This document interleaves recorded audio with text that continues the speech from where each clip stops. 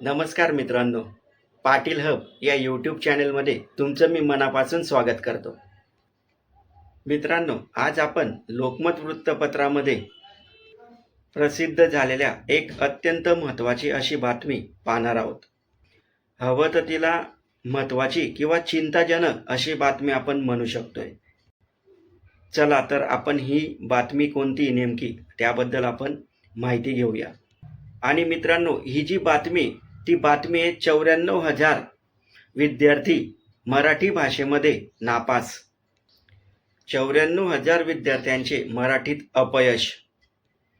ही धोक्याची घंटा तज्ज्ञांचं मत आणि तज्ज्ञांना सुद्धा चिंता आहे. मित्रांनो, 10वीच्या निकालात तब्बल 94,000 विद्यार्थी फक्त मराठी विषयात नापास झालेले आणि यामुळे शिक्षण क्षेत्रामध्ये मोठी खळबळ निर्माण झालेली. एकीकडे मराठी भाषा अनिवार्याचा दर्जा मिळूनही आणि शाळेमध्ये सुद्धा मराठी एकीकडे सक्ती करण्यात आलेली, तरी सुद्धा राज्यातील ही परिस्थिती शिक्षण व्यवस्थेतील गंभीर त्रुटीमुळे शिक्षण क्षेत्रातील गंभीर त्रुटीकडे बोट दाखवत असल्याचे मत व्यक्त करण्यात आलेले. माजी संमेलन अध्यक्ष लक्ष्मीकांत देशमुख यांनी शिक्षण व्यवस्थेवर भाष्य करताना सांगितलं की 2 वर्षापूर्वी हा आकडा 40,000वर होता आणि आता तब्बल तो आकडा 94,000वर पोहोचला आहे. ही परिस्थिती अत्यंत गंभीर असल्याचे मत त्यांनी व्यक्त केलेलं आहे.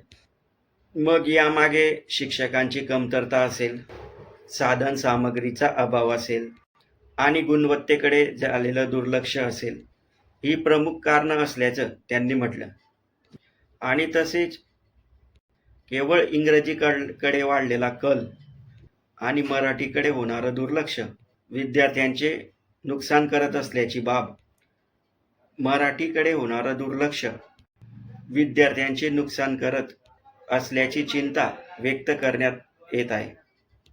राज्य साहित्य आणि साहित्य मंडळाचे माजी अध्यक्ष डॉक्टर राजा दीक्षित यांनी यावर भाष्य करताना सांगितले की भाषेचे भले करण्याची जबाबदारी केवळ शासनाची नाही आहे, तर समाजाची मानसिकता सुद्धा बदलण्याची गरज आहे.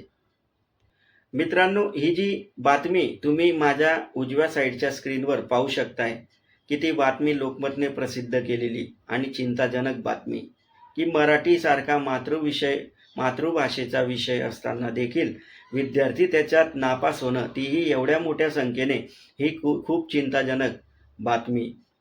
यासाठी पालकांनी सुद्धा जबाबदारी घेतली पाहिजे.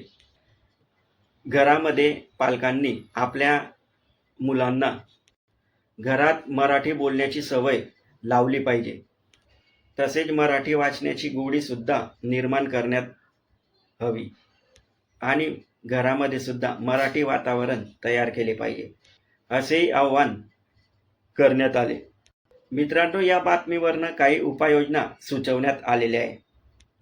राज्य शासनाने शिक्षण तज्ज्ञ आणि अनुभवी शिक्षक यांच्यासोबत चर्चा करून तातडीने कृती आराखडा हा तयार करावा. दुसरं म्हणजे शिक्षकांसाठी नियमित प्रशिक्षण कार्यक्रम राबवले गेले पाहिजे. तिसरं म्हणजे पालकांनी मातृभाषेबद्दल मुलांच्या मनात प्रेम निर्माण केले पाहिजे. चौथं म्हणजे मराठी व्याकरण, साहित्य आणि भाषा कौशल्यावर यावर आधारित व्हिडिओ सर्व शाळांपर्यंत पोचवावे, असे तज्ज्ञांनी नमूद केलेलं आहे. तज्ज्ञांचं मत आहे की मराठी भाषा ही ज्ञानाची भाषा नाही आहे किंवा मराठी शिकून रोजगार मिळत नाही, अशी चुकीची मानसिकता समाजामध्ये निर्माण झालेली आहे आणि हीच मानसिकता बदलण्याची गरज आहे.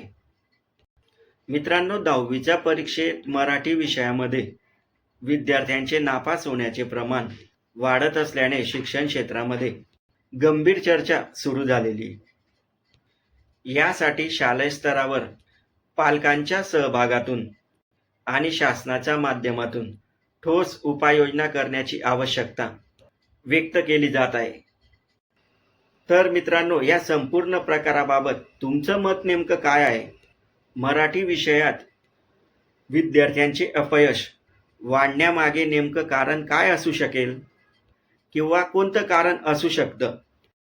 तुम्ही तुमचे मत मला कमेंटमध्ये नक्की सांगा. आणि हो मित्रांनो, व्हिडिओ जर आवडला असेल तर व्हिडिओला लाईक करा आणि चॅनेलला सबस्क्राईब करा.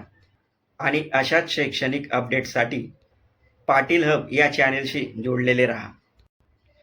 धन्यवाद. जय हिंद, जय महाराष्ट्र.